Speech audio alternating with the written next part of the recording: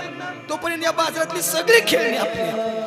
आई वडील जोपर्यंत आहेत ना या जगात तुम्ही काही मागा, आई वडील सगळं आणून देतील. पण एकदा का आई वडील निघून गेले ना एका एका गोष्टीसाठी तरसावं लागतं. ज्याची आई नाही ज्याचा बाप नाही त्याला विचारा. ए ए आज आज तुमची आई जिवंत आहे, आज तुमचा बाप जिवंत आहे. आज आई दिवसातून 5 वेळा फोन करते, आज बाप दिवसातून 5 वेळा फोन करतो ना. आनंदानं फोन उचला, आनंदानं फोन उचला. कारण भाग्य तुमचं, तुमची आई तुमचा बाप तुमच्याशी बोलतोय.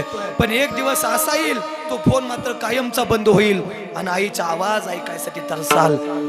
आज आई बोलते, आज बाप चिडतोय, बाप वेळ प्रसंगी मारतोय. बापाचा मार सहन करा. कदाचित तुमच्या भल्यासाठी कायमचा चिडणारा बाप एक दिवस कायमचा निघून जाईल आणि मग भल्यासाठी तुमच्या या जगात चिडणारा बाप मात्र तुम्हाला कधी भेटणार नाही. जाता जाता एवढंच सांगून जाईल, सगळ्याच्या डोळ्याला आसू आहेत. फक्त रडून काय उपयोग होणार नाही, इथं असून भाऊक होऊन काय उपयोग होणार नाही. पण हे आचरणात आणता आलं पाहिजे.